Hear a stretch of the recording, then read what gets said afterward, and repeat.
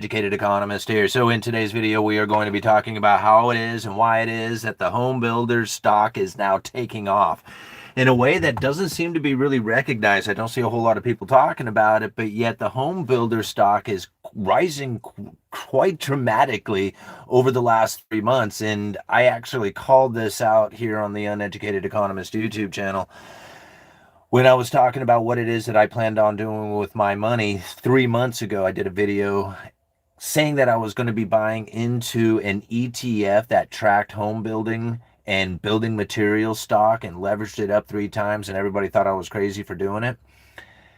Ultimately, the home builder stock is rising so fast right now that it makes me wonder if there is nothing more than credible threats that is doing it. Like, why else is it rising? Is it going up just simply because people are thinking that the lowering of interest rates in the future is going to be a better opportunity? And with this better opportunity, the home builders will then be able to jump back into the game? Like, nothing has changed yet. There is no real reason for these home builders to be taking off as fast as they are right now, but yet you see it. And when I think about what it is that's coming with the idea of the cutting of interest rates and how that's going to be a better environment for the people and the mortgages and all this other stuff, and I think about how that is that it pushes into the actual behavior of investment, and here we are recognizing it taking place within the home builders, I can only assume that the dramatic effect that we are now facing within it is obvious, the credible threat.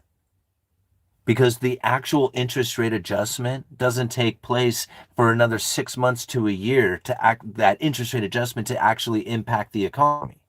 And so when we think about how it is that interest rate adjustments really affects the economy, and we see how we got this dramatic rise within the home building stock, that these two things are not the same. That the actual adjustment of interest rates is now taking place within the people's perception. You know, what it is that people are feeling and understanding about what's coming to the economy, what it is that's coming to the interest rates. And now as they feel this change that is coming, they then act accordingly. They start acting with their money. They start putting it in a place that they feel is most appropriate. And you can already see that taking place. See, you're going to find the next move after this is going to be the move into lumber. See, if this does actually manifest, which it probably will, and you'll have the Federal Reserve cut interest rates, all these people will feel somewhat vindicated by their decision with their investments.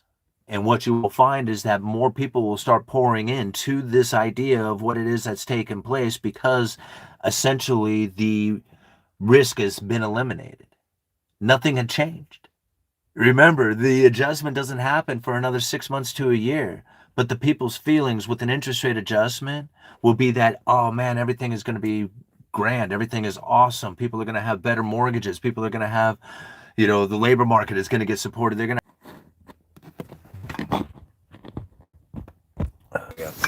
Is that better, guys? Sorry about that. Left the Wi-Fi. Terrible videos.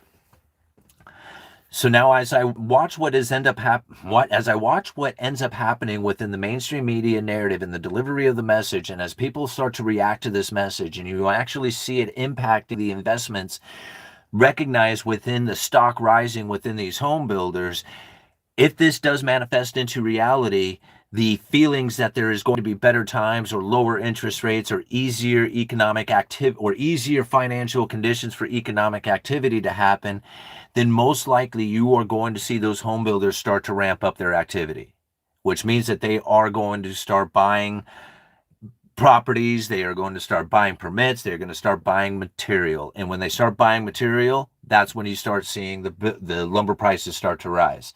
Now, I'm going to be on it when it starts to take place, and you're already kind of seeing it happen as the major fluctuation and volatility is now taking place here just a few days before the closing of the contract, of the lumber futures contract. It is now coming obvious that we have hit the bottom in that home building sentiment and feeling of downturn when it comes to that particular industry. But it's not going to ramp up in a minute. It's not going to take place in a week. It's not going to happen like overnight. That industry takes time and it's slow, and it's going to be a while before you actually see the fruition of actual economic activity, as the investment has to take place first. So as many people are probably going to see here in 6 months that it's still hard out there, the underlying economic forces that are taking place because of the people's understanding of what it is that's happening with interest rates, or at least their feeling of that they are no longer in a risky form but in easier financial conditions coming. If that message is delivered very well to the investment community, to the markets, then you're going to find that the underlying economic forces that people have been restricted by will start to undo themselves within the economy, and you will find that the stock market will rise, lumber prices will rise, all these different things will start to happen. But again, you can just watch that it's economic behavior of the people, because the lag period that actually takes place within the economy will have not actually impacted the economy as of yet. Okay. See, people ask about the credible threat theory all the time, and I think, to me, man, this is alive and well right now. Like, how else would I have been able to call out that nail ETF, which I don't advise anybody buying into, and I don't really like talking about it in that sense. But when I think about what it is that I have learned from understanding monetary policy, from what I have gathered from my own theory that I have developed, the credible threat theory, the position that I hold within the lumber industry, working retail sales, I was like, man, if this ain't a bottom, I don't know what is.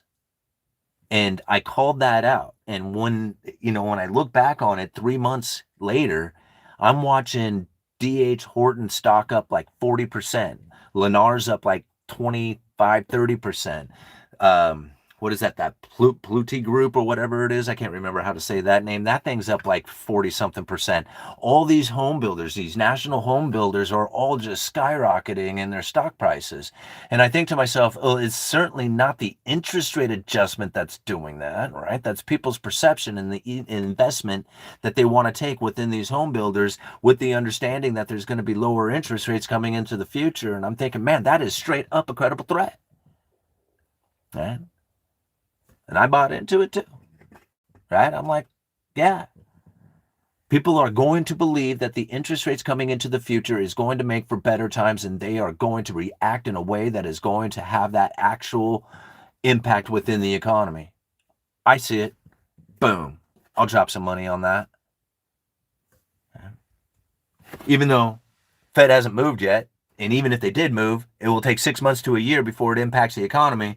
But I understand the credible threat theory now, right? I understand what it is that they are trying to communicate, because their words, their specific words and sentences, has a direct impact on asset prices.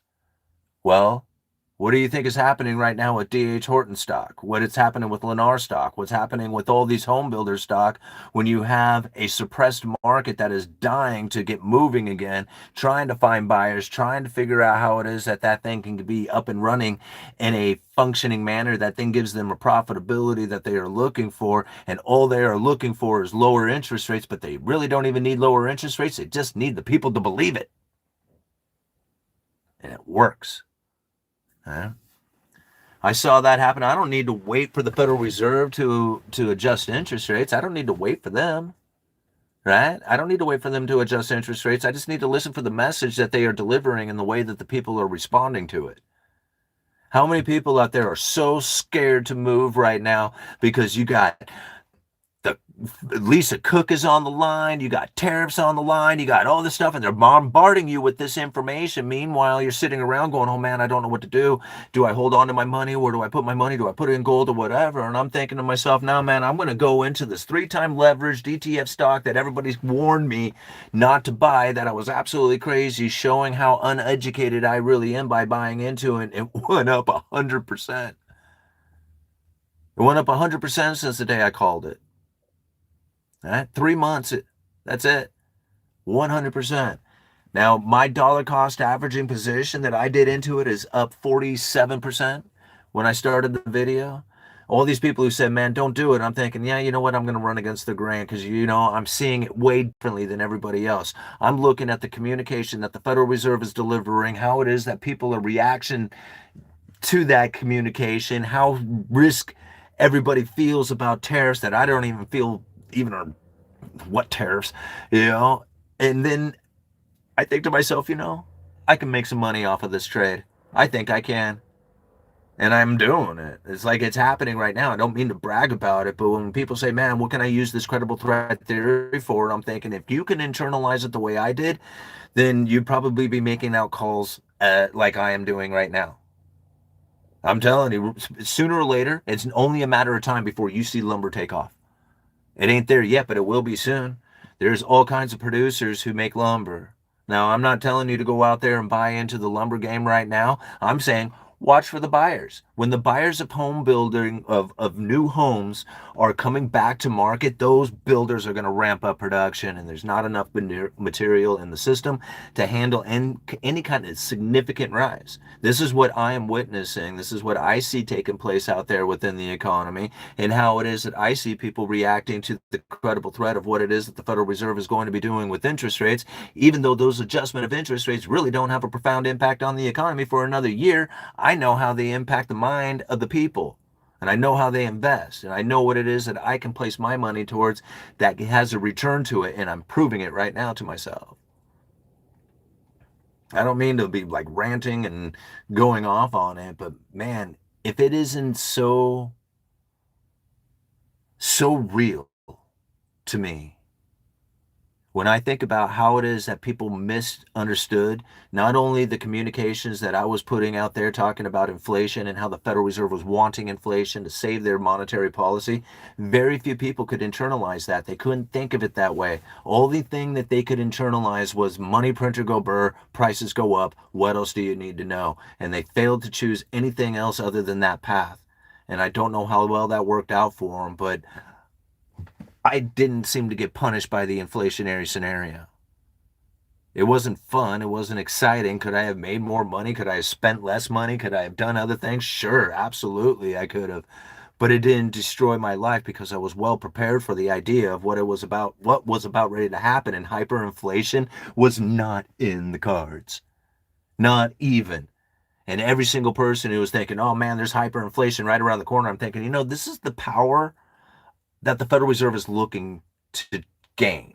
They wanted this elevated inflation expectation to pull the neutral interest rate ever higher to the Fed funds rate. We are already experiencing that. We saw that and heard from that from Powell, who said that the Fed funds rate is now closer to the neutral, or 100 points closer to neutral than it was a year ago. The neutral interest rate is rising. It rises on the inflation expectations. When you understand that and you look out and you're thinking, man, no wonder why the economy seems to be so resilient. It's far less restricted than anybody had given it any kind of consideration for. I understood it. I saw it. I positioned myself up for it. Didn't scare me none. And so I hope people have learned the credible threat theory for themselves, so they can recognize within their own industries, within their own lives, within everything that they are doing with their decisions to buy a house, buy investments, start a business, figure out how it is they're going to deal with their retirement, whether they're 80 years old or getting started at 18 years old.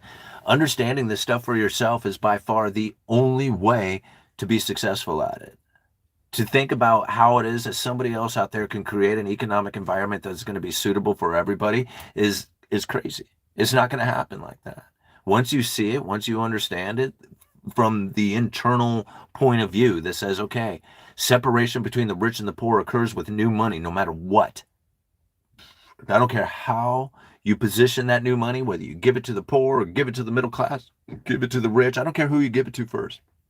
It will always end up in the rich's hand, the rich people's hands, every single time. It will create inequality every time. Knowing that to be the case, I don't look to change it. I don't look to change how that happens because it's an underlying economic force, and you will pull your hair out trying to figure out how to not do it. So understanding that there is no way in the world that you are ever going to stop the inequality with new money coming in, you got to learn how to deal with the new money coming in so you can position yourself accordingly for it. Some people really know how to do it well.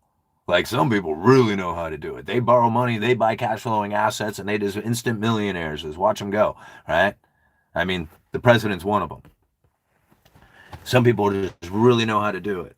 Other people just know how to work really hard. And although there was a time in this country you could work really hard and make the money that you needed in order to buy the things that you wanted in your life that would achieve what it is that you felt was an American dream, that doesn't exist nowadays. And to understand that it won't ever come back, I don't care how hard they try.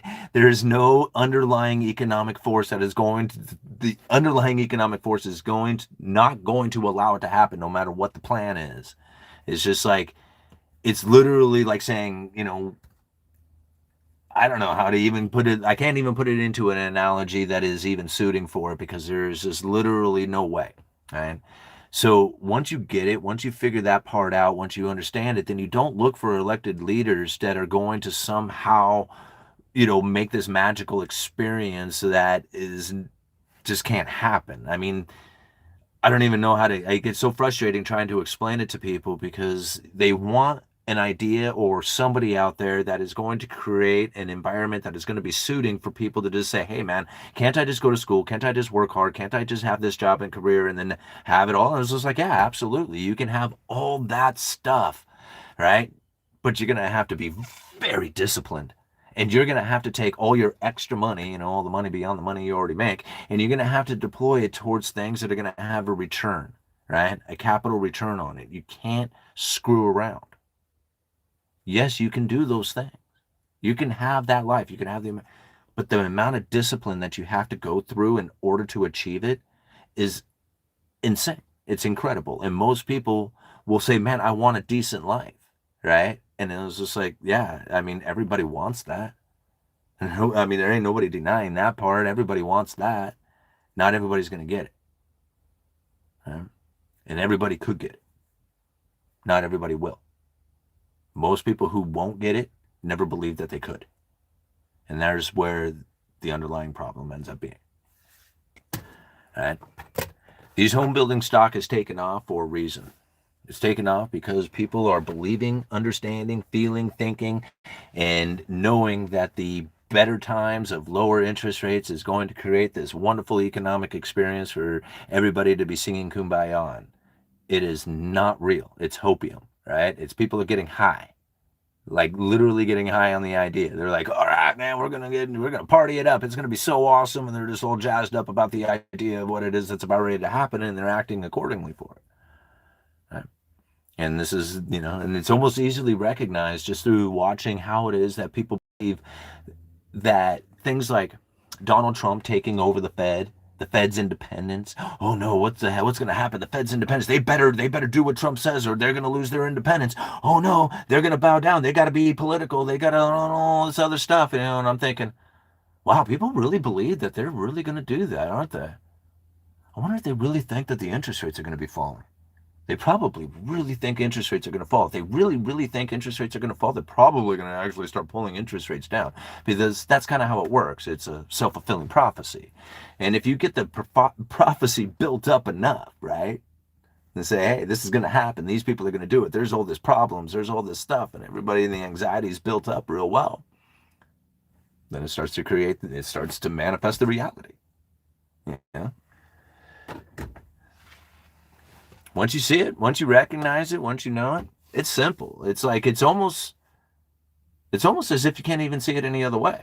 It was just like, to me, like the next step is like for me, I'm just looking, I'm going to ride this thing up. I know this home builder stock isn't going to go up forever. Nothing goes up forever. At some point, like people are like, okay, this thing is way overbought and it's going to start selling off. No doubt about that in my mind, right? Very little doubt in my mind that'll happen. It's going to happen. Absolutely. Right. And at that point, I'm hoping I'm smart enough and, aware enough to be out of the game at that point.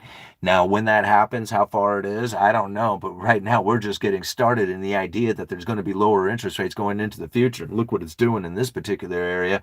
Once it starts creating the real economic output, like the interest rates start actually going into the economy and people start taking advantage of it. You think about it. Just because you lower interest rates today doesn't mean that every single person out there gets to take advantage of that.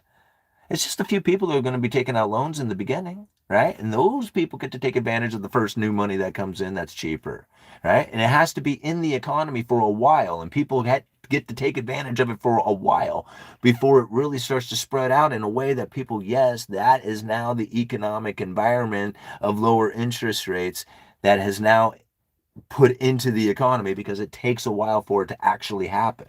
Like I said, as soon as you lower interest rates, it's not like everybody runs out there and just grabs this lower interest rates. It's a handful of people. So only a handful of people are doing economic activity with those lower interest rates. Okay? I mean, the investments, the asset prices and stuff like that, those definitely start to move. But when people think about what it is that lower interest rates are going to do, it's borrowing money, right? It's going out there and getting cheaper loans. That's what people are thinking about. And so to understand that it takes time for that to actually get into the economy, that's the lag period. Well, to me, right now is the speculative period where they're going in and buying into these, particular positions in order to take advantage of lower interest rates. Well, once that actually starts to happen within the economy, well, then I can only assume, with my understanding of what it is that I'm looking at with home builders, is that you're going to start seeing lumber prices moving up. You're going to actually see all building materials moving up in price, because if those home builders are getting into a position in which that there's buyers, then they're going to want to be building. And if they're building, they're going to be buying lumber. And if there's not a lot of lumber out there, then there goes supply and up goes prices. And it's not hard to see. It's like, it's easy to see. I can see it plain as day. It's like, it's right there, no doubt. And so, again, like, people are keep telling me, man, you just say the same things over and over again. I was just like, yeah, because I don't see it any other way. I can only see it this way. I can't say it any other way. People say, like you say, why don't you change your tune? It was just like, why would I change my tune if it's only one way? And when I see it differently, I'll say it, All right, guys, I've rambled on long enough. I'm a home builder and I don't control the material price, but our labor is going up.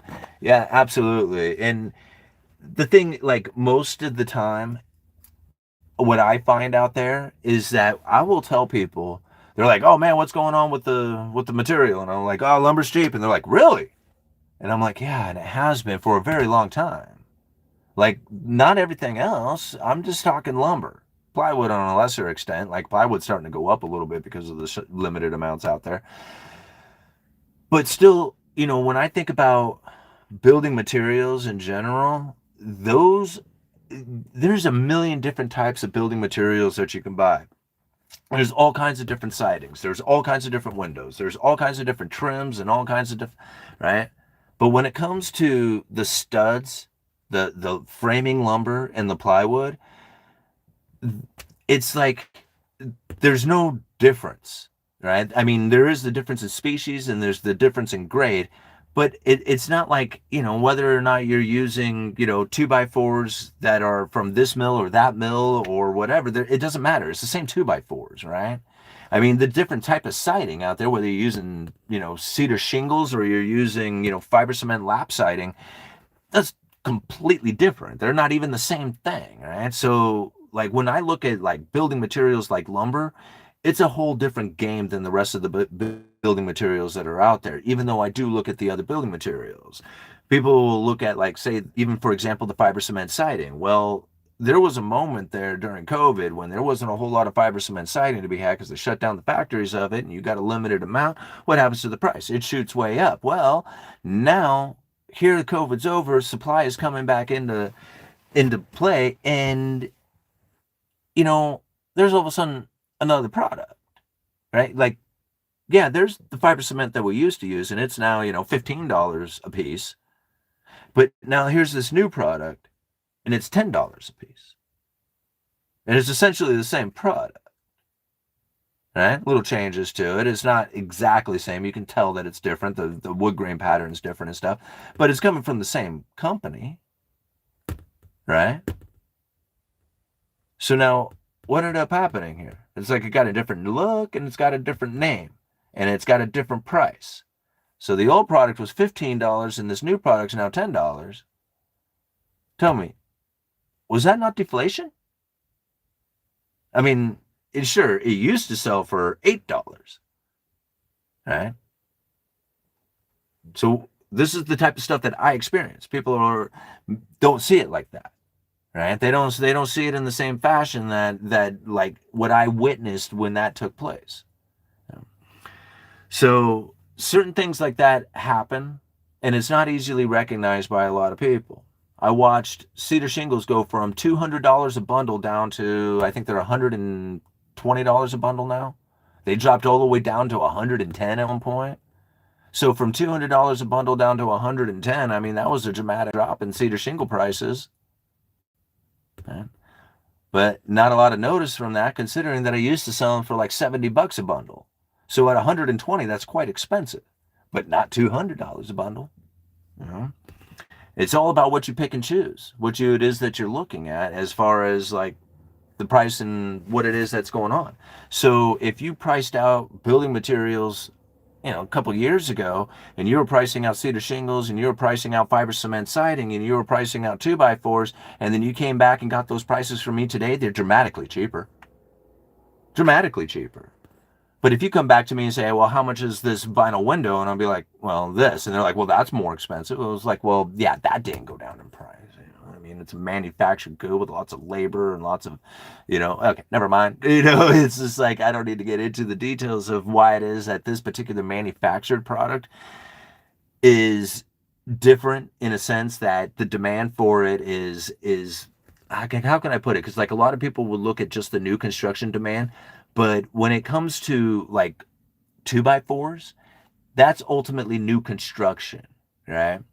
But when it comes to windows, like me being in an area that I'm in, I live in like one of the oldest cities around. It's like a legacy city. Astoria is 200 years old, right? So there's houses around here that are just absolutely ancient. And when you have like replacement of windows, like some of the houses are historic houses that you need to put in like, historic style windows because it needs to meet preservation requirements and stuff like that, which is really weird for an old city like this, right? But that's the way it is. But also just houses that have been built over like, since the 50s, 60s, 70s, right? So there's replacements, constant replacement of roofing, constant replacement of siding and windows and doors and all kinds of stuff, upgrading. So I sell a lot of windows that go into the retro windows, right? They're going into a house that already exists, that already has windows. They're being replacement, right? And so when I think about how much that actually happens, it's far more than the demand coming from new construction. So when you price out windows, it's going to be far different of an experience than if you're pricing out 2x4s, which is almost generally exclusively for new construction. Right? Then when it comes to like or when it comes to windows, which can, like in my area, I sell tons and tons of windows and that are already for existing houses that are just replacements. So it's a different game, right? And then you got a lot of stuff like trim. Like there was trim that came in from overseas, and that was a major supply of it. Once you cut that supply of it, or you for whatever reason cause the increase, whether it's through tariffs or the credible threat of tariffs, then you will find that the domestic suppliers, they increase their prices because there's simply just not enough of it out there to meet the demand. Well, once that price goes up, manufacturing starts picking up, right? So what you will find is that the cheaper competition that was out there starts getting more use. They start increasing their production along with everybody else, and you will find that the lesser people out there will start increasing theirs. The unfortunate consequence from that is the bullwhip effect, and then you'll find like the relinquishing of the supply restraints that were out there. So all of a sudden you find like supply coming from foreign producers coming in, and now the competition isn't able to compete anymore, and then they start shutting down production. And we're actually witnessing that taking place in, what was it? I think it was in the melamine shelving. I think we had a melamine shelving, like it was like, particle board and stuff like that. And from what I understand, they just recently shut down a manufacturer of that here, I believe in Oregon, and now have to source that out from a place down in the southern part of the United States. So here's now some added input costs going into that product. There's no way that you can even be able to sell it cheaper, right? So the sad part about it is that if the demand for that particular product starts to increase, right, maybe they can fire up this production again. Maybe not. Maybe they'll have to go to foreign producers in order to meet the demand. right? Because now the domestic supplier is already shut down. It's it's very questionable. All right. If they can't see what I'm doing, I am doing anything. I'm not doing anything. Nobody talks about the commercial real estate market. Do you think they're going to bail it out? Do I think they're going to bail out the commercial real estate market? I don't know. Like, to me, I don't know if we're going to necessarily witness bailouts in the way that a lot of times people would imagine. Like, you know, I'm not saying like it will be secretly done, but if it ever came into like a crisis situation, you'll find like the bank term funding program style stuff that all of a sudden just, comes into fruition. Like they're like, hey, we got this tool that we can use to deal with this particular crisis situation that's happening within the economy. And I think like, things like, Silicon Valley Bank was like an excellent example of what it is that they can do during these times of crisis. Because people ask me all the time, they're like, "Man, aren't you worried about keeping your money in the bank?" And I'm like, "Why?" Because like this banking crisis is about ready to take place or something. And people are essentially, "Yeah, that's I mean, aren't you scared about some banking crisis that's about ready to come to the economy?" And I'm like, well, yeah, I mean, there's plenty of people who are talking about it and warning about it, and you see all the, the flashy, thumbnails like get your cash out of the bank now before it's too late. And all that stuff was like, it's real. I mean, it's a real problem, and you saw that happening within the banking industry. But it's not like the Fed didn't know, right? Because like I was like, when people were asking me that, I'm like, well, they got like lifeboats. It's not really like bailouts, it's more like lifeboats. And like, am I trusting that these lifeboats are going to work? Kind of, yeah. I mean, not really. I mean, it was just like I kind of have a bunch of silver that's like my insurance policy against this. So I'm not like necessarily trusting that they know what they're doing, but it's kind of like it's just like, hey, we got this idea of how to deal with this particular situation. And so to me, it's just like I'm not that terribly worried about it when other people think, oh, they don't have any idea what they're going to do when this happens. And I'm like, well, that's not true. That's not true at all. That's not even remotely close. I mean, they knew about September of 2019 with the setting up of the repo facility. I mean, I did a video talking things are changing.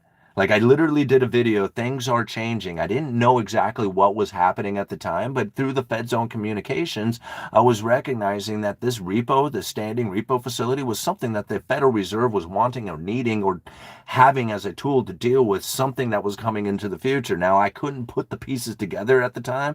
I mean, I'm the uneducated economist. I'm sifting through this stuff just like everybody else is, right? I couldn't put the pieces together, but I knew it was important enough to make a video about it, right? Things are changing. I did a video. It wasn't 6 months later, September of 2019. Boom, right? Liquidity crisis starts to take place, and they fire up the repo facility. And I'm thinking, God, it makes so much more sense now, And everybody at the time, the Fed lost control. They don't know what they're doing, and I'm like, well, they did. They were talking about it 6 months ago. I just didn't understand what the hell they were saying, because I'm like, what the hell? I mean, I don't know, right? I'm just going through all this stuff. But, as time goes on, it starts to make a lot more sense. And I was like, all right. Okay, that's what they were talking about as far as being able to swap out treasuries for cash and cash for treasuries and doing this on an overnight basis. It totally makes so much more sense now why they did that. And so to me, like, I mean, I don't know what I'm missing or what I'm not missing, right? When it comes to understanding this stuff. But when I go through these speeches and I recognize pretty much everything that they are talking about within it, unless I'm listening to John Williams talking about the All-Stars, holy crap, what a speech. Did you guys read that? Like, we read it on the members only live stream. God, talk about a complicated speech. It's probably one of the most complicated speeches I've read in a very, very long time, and I still makes my head spin. But for the most part, most of the things that they talk about, like I recognize what it is that they are referring to when it comes to when it comes to the monetary policy, and having studied it for as long as I have, I don't know what it is that I could be missing about what it is that they were looking for when it came to raising the neutral interest rate to get it off the effective lower bound, because that was preventing them from having any downward adjustment of interest rates to stimulate the economy. And then they had to use things like forward guidance and quantitative easing in order to create the economic environment that they were looking for, which didn't actually really work out very well for them, considering quantitative easing 1, 2, 3, and 4 failed to produce the inflationary scenario that they were looking for. So they came up with something called the makeup strategy. But good thing for them, COVID made makeup strategy irrelevant, and they didn't need to use the makeup strategy because COVID was essentially taking care of business of raising the inflationary scenario, which is what they want all the time. I mean, John Williams said it in his speech: monetary policy strategies for a low neutral interest rate world. The problem we need to solve these days is the risk of inflation that is persistently too low rather than too high. So to me, that's the way I see it, right? The Fed wanted higher inflation. They raised the neutral interest rate. By raising the neutral interest rate, it gets ever closer to the Fed funds rate. By getting closer to the Fed funds rate, it makes the economy less restricted. I think even now, back to the commercial, the commercial real estate market right now, if they're going to be bailed out, and I'm thinking to myself, well, if it turns into a toxic asset, what did they do in the past? They put it on their balance sheet. And I'm thinking they turn toxic assets into an asset that they put on their balance sheet and then issue out liabilities, which is essentially dollars for it. I mean, I don't know if that's really going to happen or not, or if they just let them fail, because, at this point, I don't see them really having a problem with things failing. Like before, it was just like, oh, don't let the failures, don't let the layoffs rise. If you let layoffs rise, this is going to be really damaging to the economy. And I'm thinking, how is it damaging to the economy when you have historically low unemployment, right? That's only damaging to the people who lost their $100,000 a year job and now have to go do a $35,000 a year job. And that's damaging. That's really damaging. But the real damaging part to most people is that it doesn't show up as unemployment. Because if you have a job, then you don't get counted as unemployed, and that's the, I mean, again, I called that one out as well. I mean, when I said that, you know, the bailouts have already happened and unemployment wasn't going to rise significantly. I said it a lot, especially when people were like, so when does the recession kick in? And I'm like, I don't think we're really going to see one. Like, we might experience the recession in the idea that there's layoffs and there's bankruptcies and there's problems, but not necessarily the problem we used to experience in the recession from back years ago, because the recessions that we experienced back years ago impacted the consumer in a different way. See, the consumer back in the day were the average everyday dude, right? And the families and the middle class. Those were the consumers back in the day. So when the recession hit, it hit hard. But now the consumers are the top 20% of people. They're not experiencing recession. They're experiencing like good times, right? They're getting a bigger return on their capital investments, spending like nobody's business. They're increasing their consumption. Everybody else is wondering why it is that, this recession hasn't kicked in yet. Is because the recession can kick in all day long for you. It doesn't really impact the economy like it used to, because really it has to impact the top 20%. They're the ones doing the consuming, right? That's why I was like, I mean, I didn't know I could explain it today, a couple of years ago when I was talking about the recessionless recession. But as it unfolded, it started to make so much more sense. It was just like, yeah, we didn't see the recession because the recession has to happen at the people who are consuming. And the people who are consuming is the top 20%. 80% of the people who are suffering, they're really inconsequential. You just got to show up every day and flip the burgers and serve the beers. That's your job. They're the ones doing the consuming. That's sad, right? Isn't it the saddest thing ever? I know people get so upset when they hear me say that, but it's just the reality of it. You know, it's not, I don't like it that way. It's just like, but it is. It just is what it is. All right, where's my glasses? I can't read that.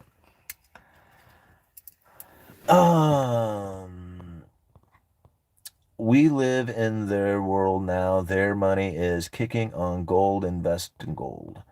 Yeah, I mean, I like the idea of gold, but the only problem with it is it's just the greater full theory, because what are you going to do with your gold, man? I mean, if it doesn't pay you an interest on it, then it's just essentially, don't get me wrong, I hold precious metals. I am very much a fond believer in precious metals. In fact, I believe it's the first thing that you should get into above everything else, but it's not the only thing because it's just a dumb asset. It just sits there. It doesn't pay any kind of interest, doesn't have a dividend to it, it doesn't pay rent, it doesn't do anything except for have the potential to sell it to somebody else who's going to give you more money than what you paid for it. So that's the greater fool theory. And don't get me wrong, it is totally great for a speculative asset because it totally works at times.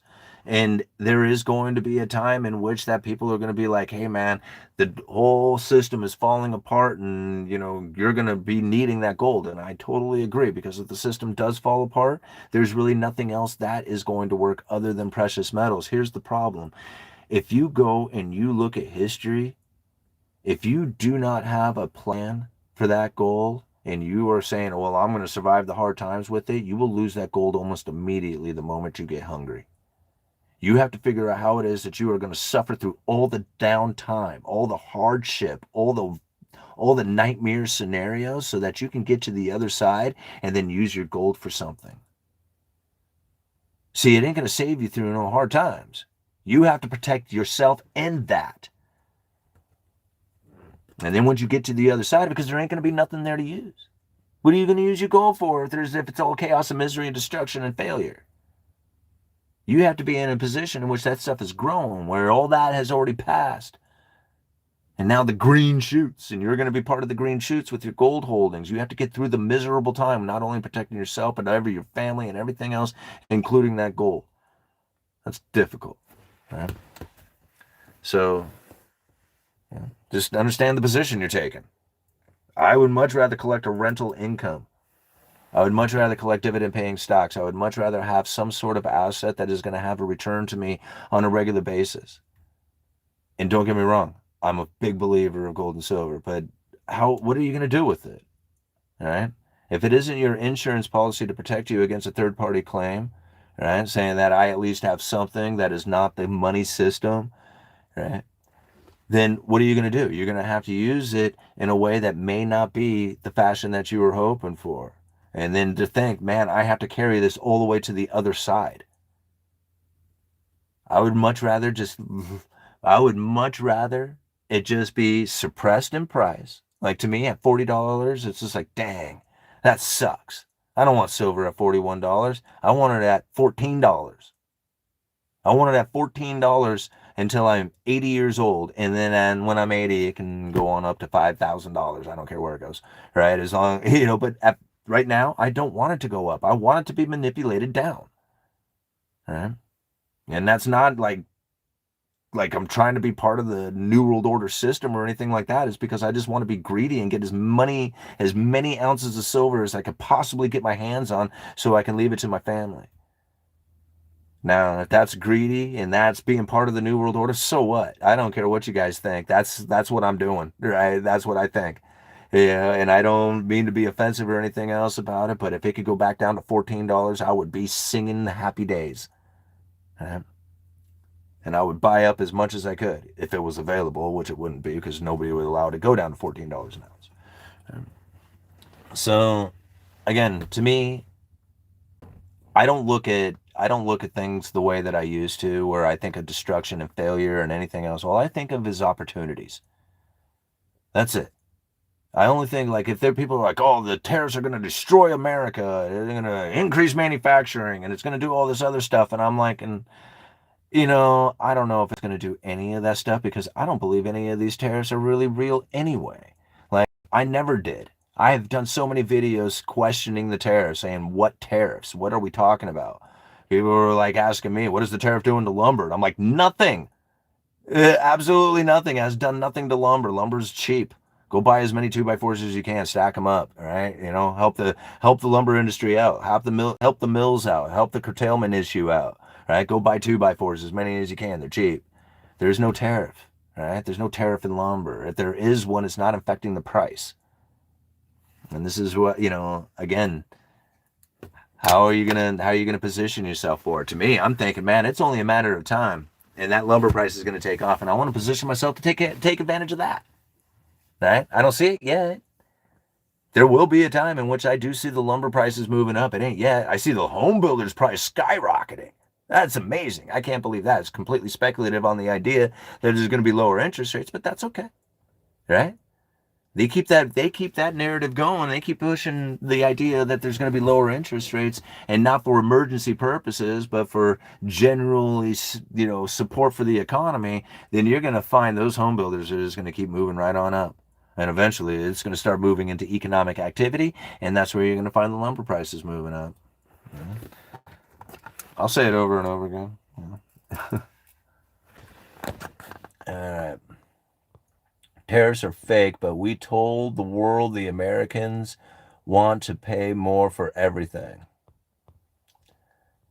So, what I find, well, I just find it amusing that everybody wants to find examples of it, and there's all kinds of examples of it that's happening out there, and people will pinpoint it down just like they did inflation and everything else. And I'm working retail, right? I work a retail job. Like, I sell hardware for a living. I sell building supplies. I sell hardware. I sell stuff like cleaning supplies. I sell sandpaper. I sell nuts and bolts. I sell plumbing parts. I sell all kinds of stuff. Like, I sell all kinds of stuff, right? I mean, it's just amazing the amount of stuff that I have in the store. And people ask, what are the tariffs doing? And I'm like, I don't know. I don't see any of that stuff. Right? I've had a couple of notices from vendors who were saying our product is going up here in price, but that happens. And the amount that they're talking about is like 10%. And so, although that is a significant increase in a lot of ways when you think about it, but that's not uncommon, right? That is not an uncommon thing to hear from our vendors.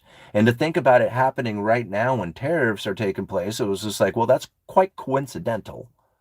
Right? I mean, it could be a good reason, but it's just coincidental, you know? And what I find very interesting is these same companies that do that, they find themselves shortly later off the shelf with a competitor who is moving in, who's essentially got the same product for a cheaper price. So it makes me wonder, it was just like, did you guys during the good times get all your pay increases, and now you can't maintain those pay increases and the profits or anything else, and now you got another company that's coming in who is essentially not your luxurious experience? Because that's how the Cantillon effect works. And then that company goes out of business and the competition comes in with the product that's just as good but cheaper. It's like, maybe you shouldn't have raised your standard of living. I mean, or got the raise. I don't know. Like, go to work for them guys cheaper, right? You have to take a pay cut, go work for them. Right? That's the Cantillon effect, straight up. Greedy corporations. Where did I have my glasses? I'd already lost them here. Oh, shit. How am I supposed to see it without them? Oh, there they are. Black glasses in the dark. All right. 48 minutes into this. Should we call it quits, guys? Gold hit 36. That means is a trial run for the rich. They testing sale cut. Lumber is off because too many homes on trial to sell. They're buying metal, silver, and gold. Yeah, I mean, the amount of new homes for sale is a lot on the market. They're not selling. But that's also that's also with the idea that there's not a lot of homes selling in general, right? And really, when you think about the amount of transactions that are not taking place out there, if people are pulling their houses off the market, if they are not, selling their house, they're not buying a house, really the only inventory available is the new construction. Right? Because like people aren't flipping their homes. They're not like, moving out of one house into another. So existing homes for sale is like rock bottom. Right? And it's not like rock bottom. I don't know exactly what the number is, but it's not good, right? I mean, it's just like people are pulling their houses off the market right now because they're not selling very fast. So that really doesn't leave a whole lot of like composition for inventory other than the new construction market. Right?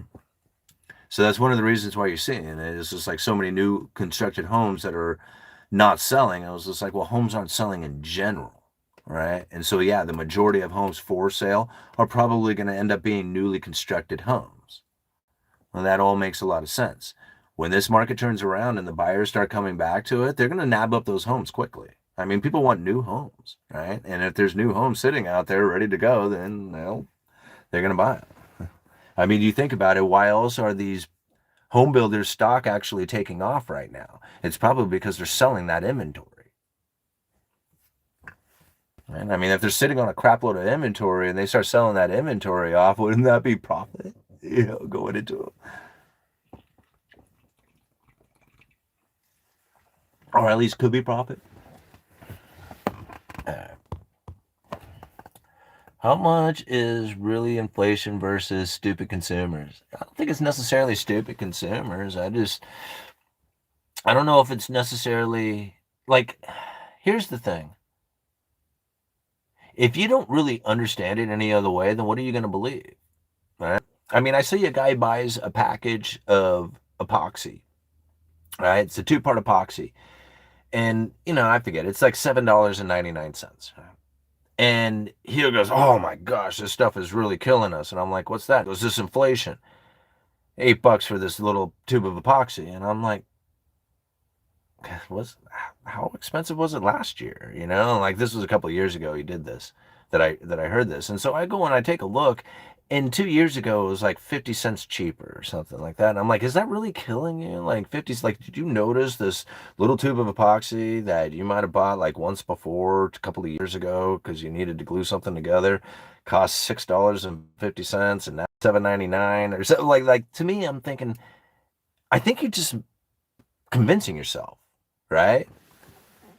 I mean, to so many, like even the person, is just like, how's lumber prices? Cheap as hell. Really? And they're so surprised to hear it. And I'm like, why are you surprised?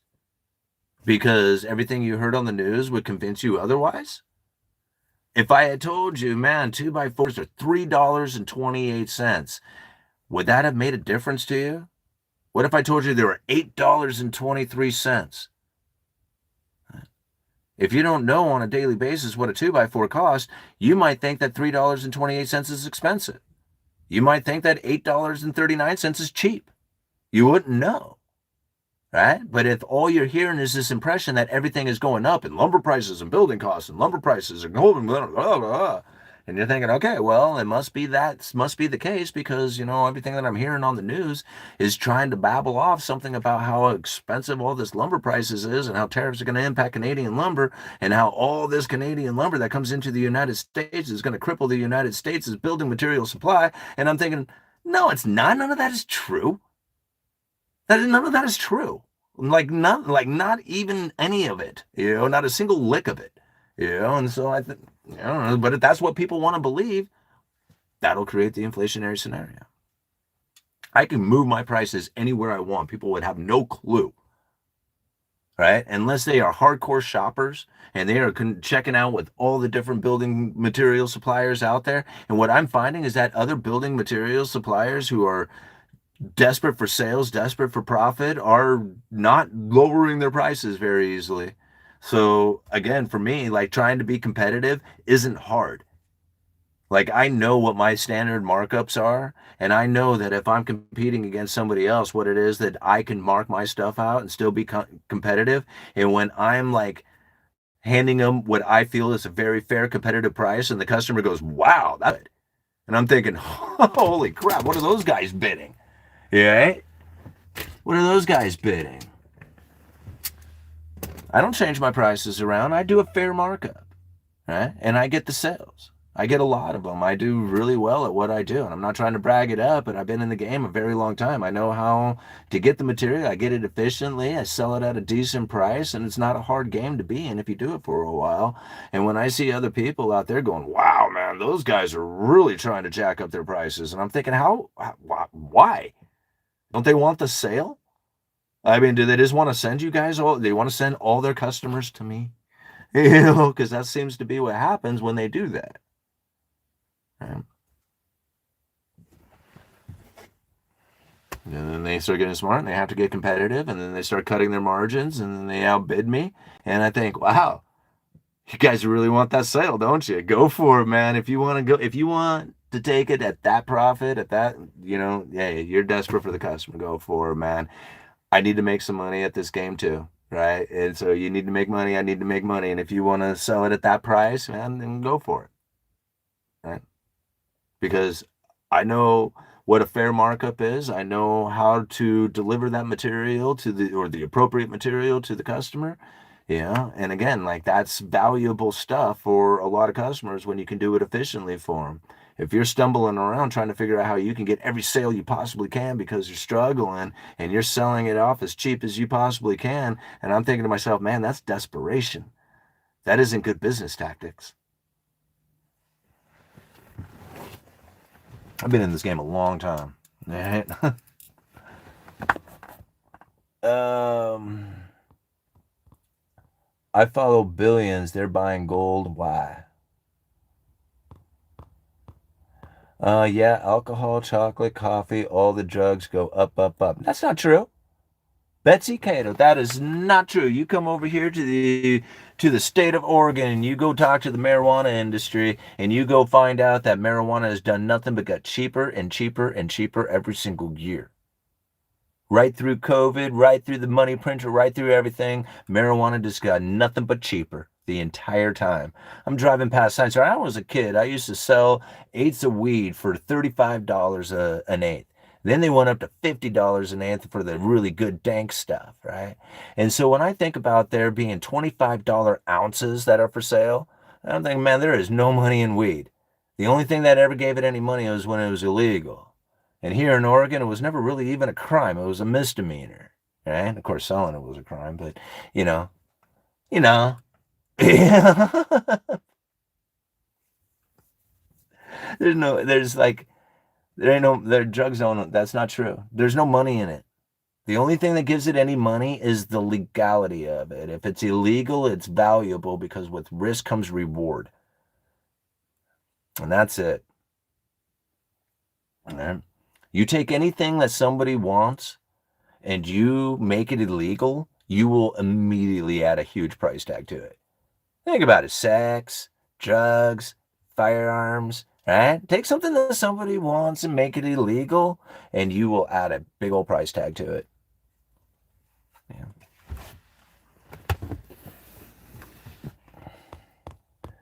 All right. You don't save money on weed, you spend it on something else. um, Too much pot in the world now. All right, foreign debt. How do you foresee the government buying it? Foreign debt. How do you? I have no idea. Was there a super chat that I missed? Thank you so much, Robert Shields Jr. for the $1.99. Print and spent the money and put rates to 0% inflation.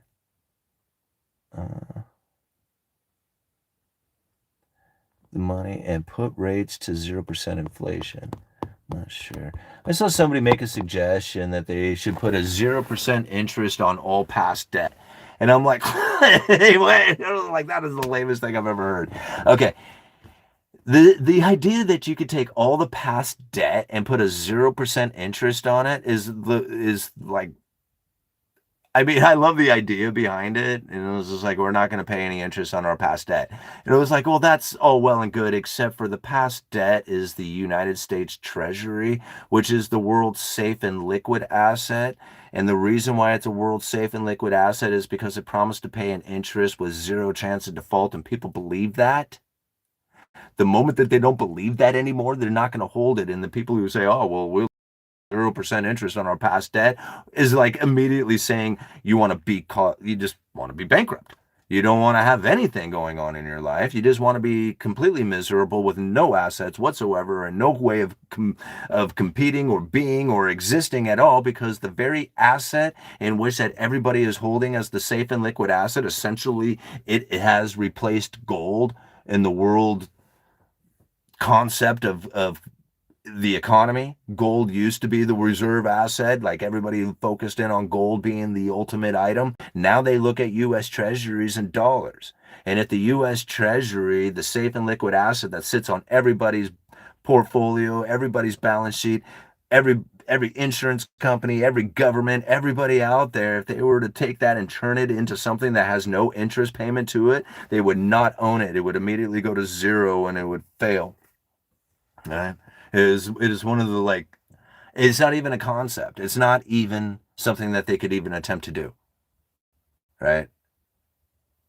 You think every single person who is sitting there holding US Treasuries would all of a sudden have an asset that was worth zero. Nobody would want to hold it. Right? It has to pay the interest. That's what gives it the value.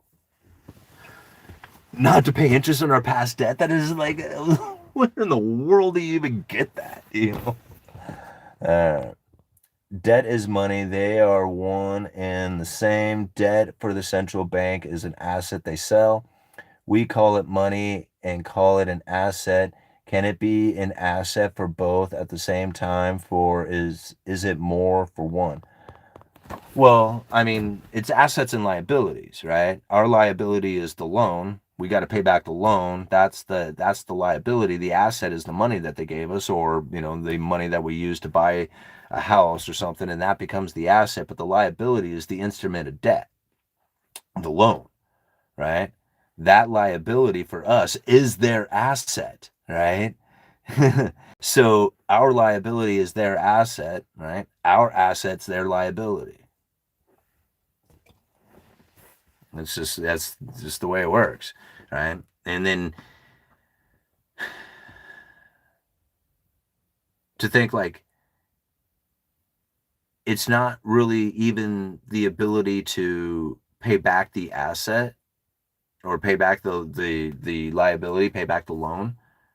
It's the ability now to be able to acquire another loan in the future. See, that's where it's like a lot of times people are like, well, how do I pay this thing back? I got to have a plan to pay it back.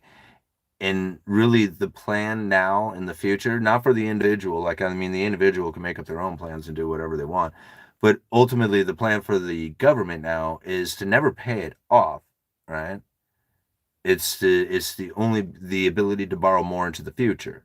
And the ability to borrow more into the future means that you have to promise to pay that interest back. You have to be able to make the coupon payment. And without that, then nobody's gonna join in, right? It's gonna be over.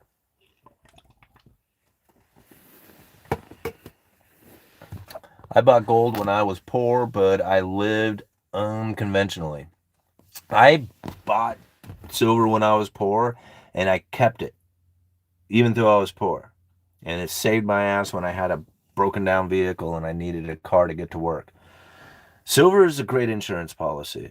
I mean, I don't knock it one little bit, but to return to a gold standard is not a concept that I'm even willing to pretend to think will exist or will be beneficial to the people. It will cause pain and misery, especially for the people in the United States.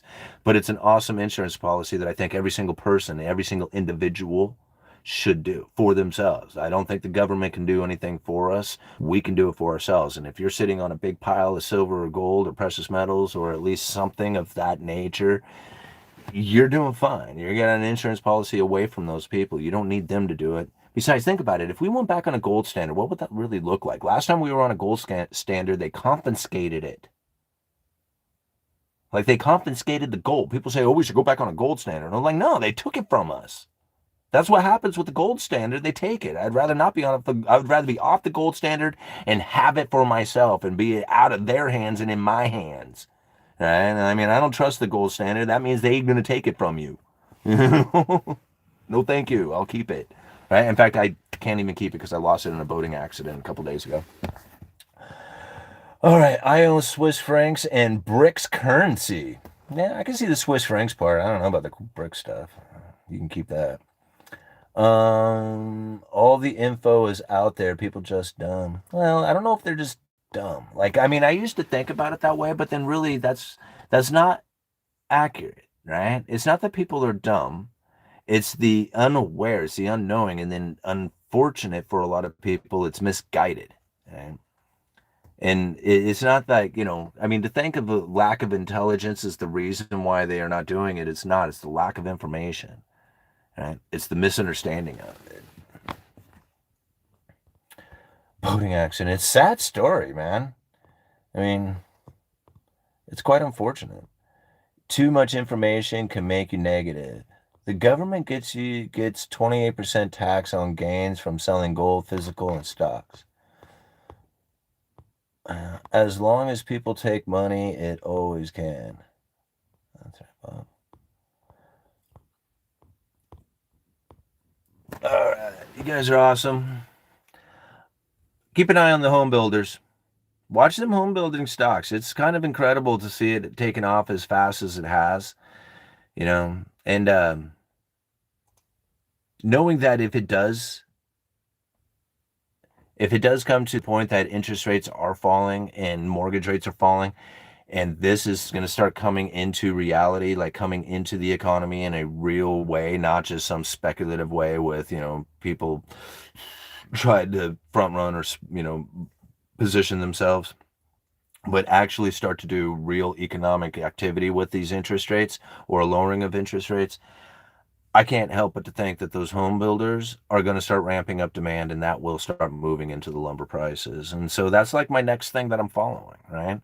Like, I don't know how to take advantage necessarily of the lumber future prices moving up. There's some ETFs out there, but ultimately, I'm thinking like I'm sticking with this particular leveraged ETF that everybody warned me against using or whatever. And I'm thinking, well, that might just still be the position to be in, and I'll hopefully recognize it at the time to either get in some more or get out and move into something else. But that's kind of like what I'm seeing happening right now.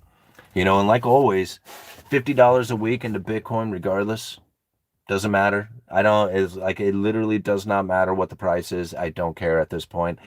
Because at $50 into the pool of Bitcoin that I have is really pretty insignificant in the grand scheme of things. It doesn't raise or lower my average that much, but it does keep constant positioning within the Bitcoin, which is meaning that I'm pulling Bitcoin off of the market because there's no more Bitcoin to be had except for tiny little bits of trickling in for the remainder of our existence.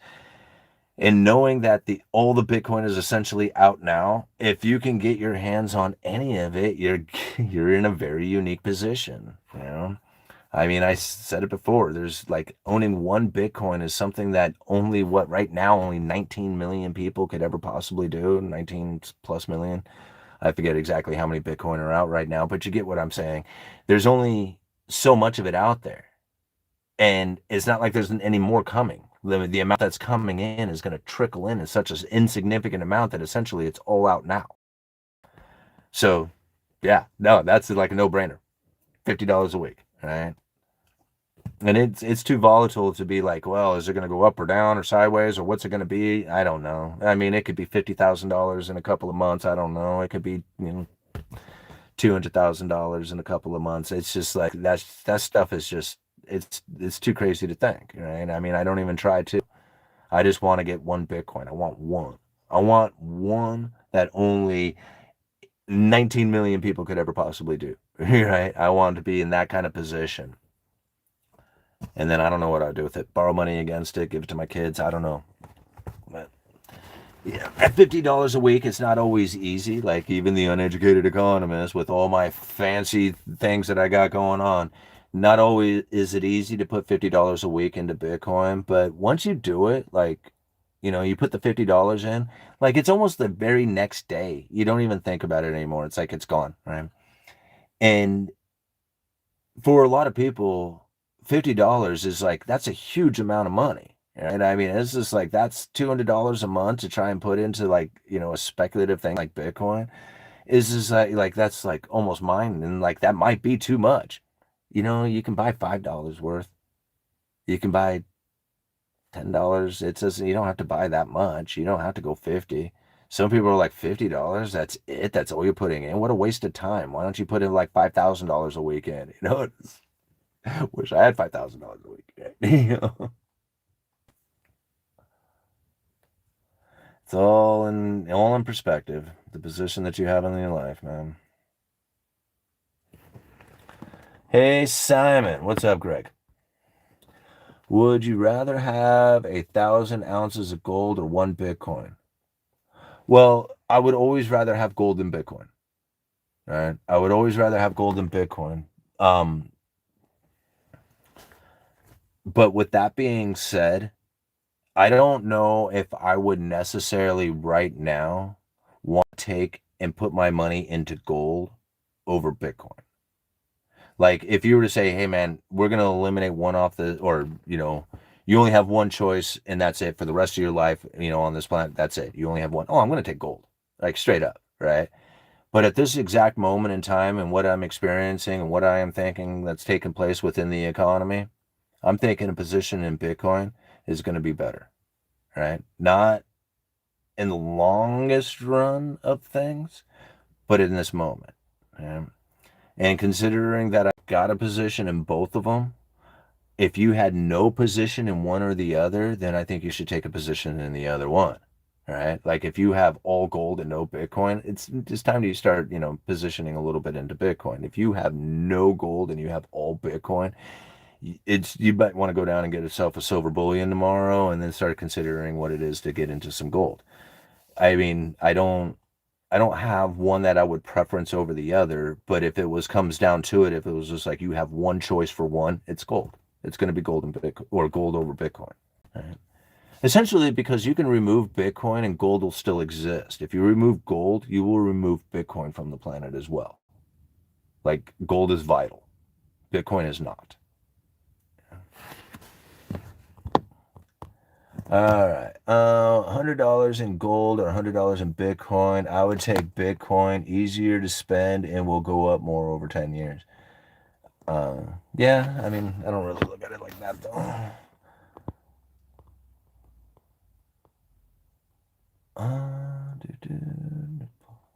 So if we want to build something, should we buy the plan, then come see you for builder's package, or go through the builder?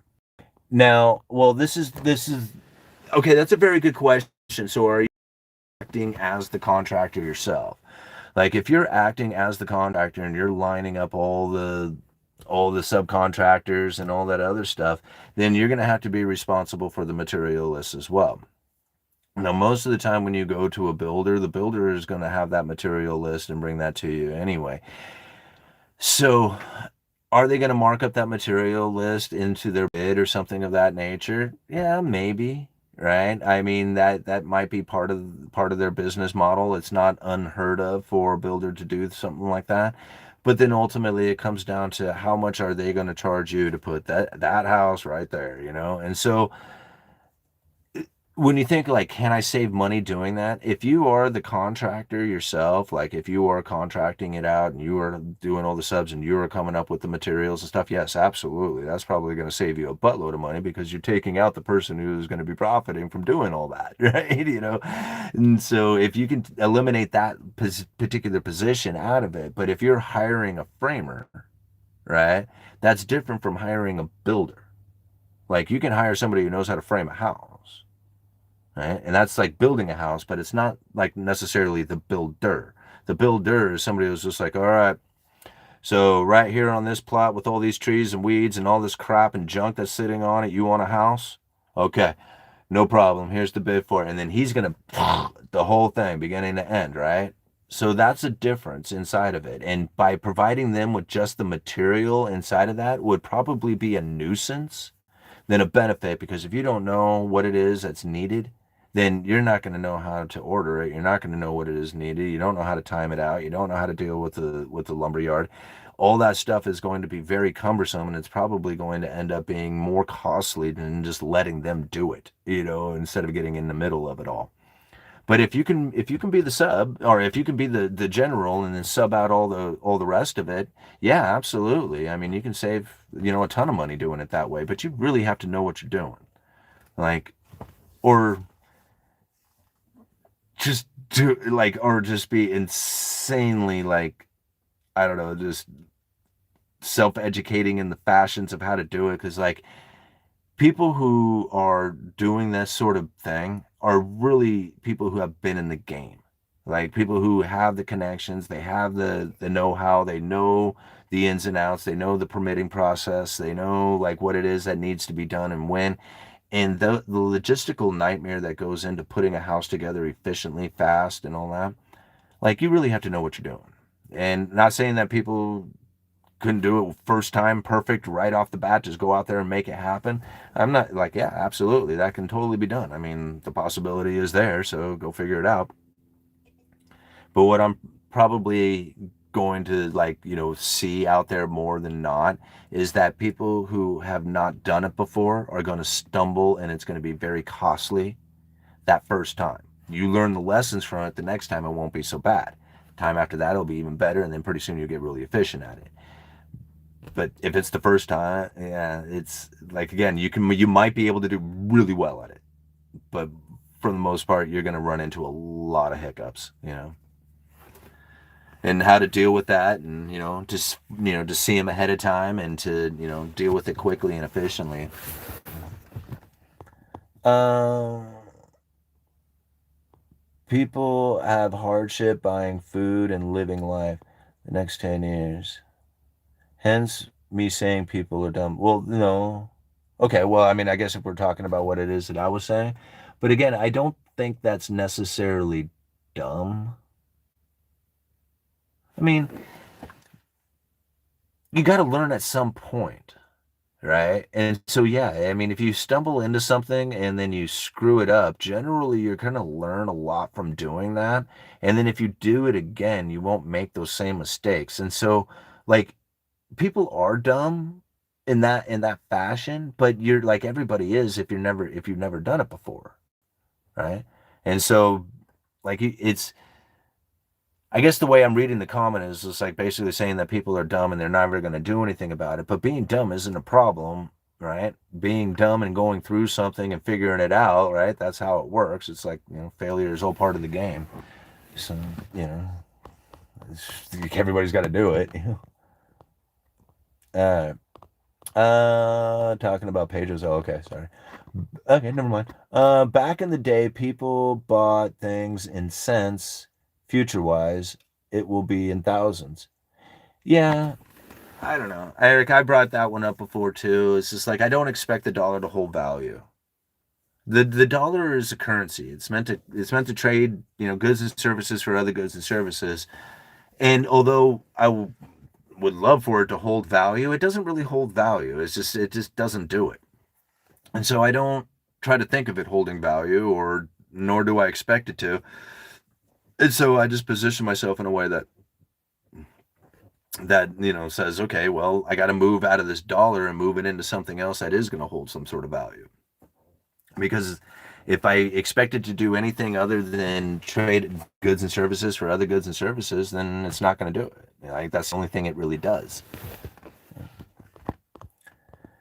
Alrighty, guys, I'm gonna call it quits. We got 135 people watching with 82 likes. Thank you so much for joining in. I just wanted to bring attention to the home builders for everybody to keep an eye on that. Watch the home builders for a while, watch the interest rates, watch the mortgage rates as they start to tick down in reality, for the real. And then people start to take advantage of that. They're going to start buying that inventory of home builders. And I can only assume if they're buying up the inventory of home builders, that's going to bring some cash to those home builders, which is going to make their stock increase, which is probably something that we are already witnessing the early days of taking place.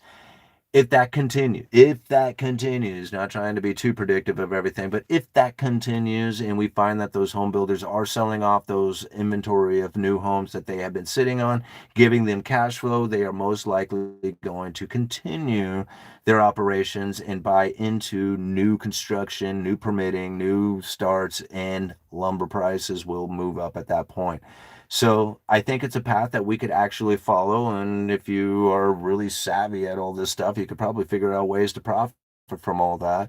And we're just going to continue to discuss it as we see it unfolding here in front of us. Yeah, it's not that hard.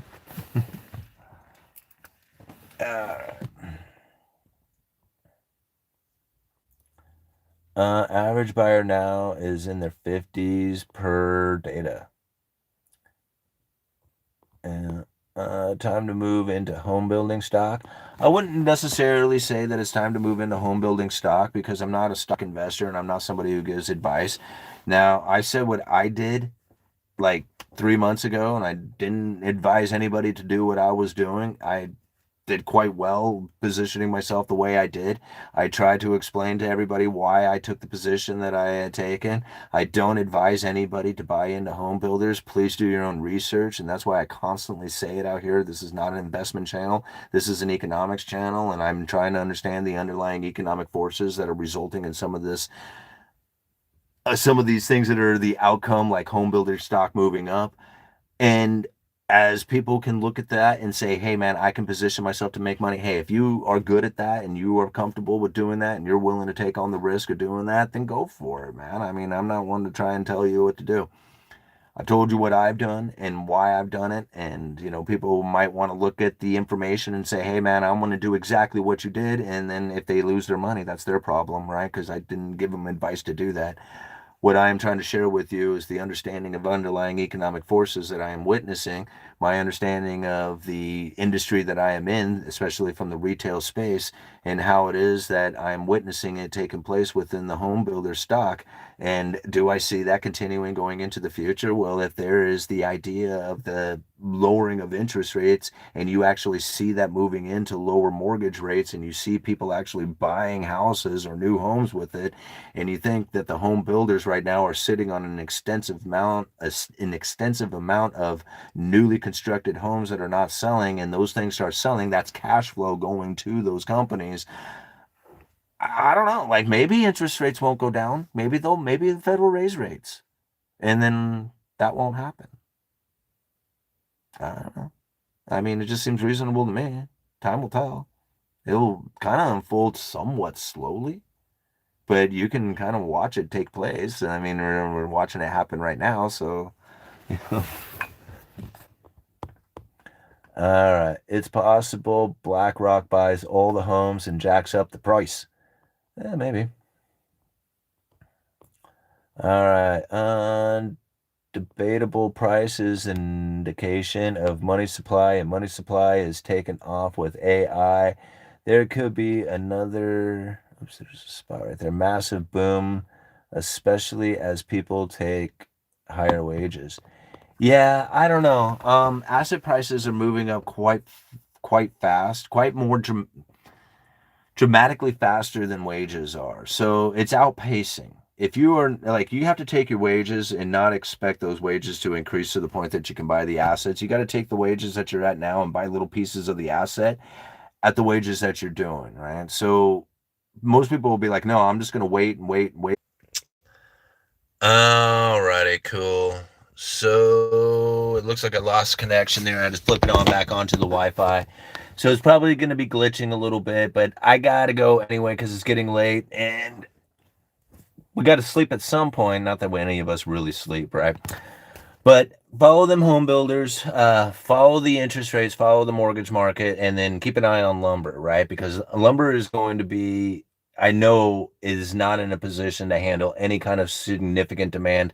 And if we see them home builders start to sell off their inventory of homes, we are going to see them starting to ramp up their economic activity within the starts, within the building permit process, within the buying of lumber, and we're going to see that, showing up there in the lumber futures price. But time will tell, right? We know what to watch. Uneducated Economist, you guys let me know.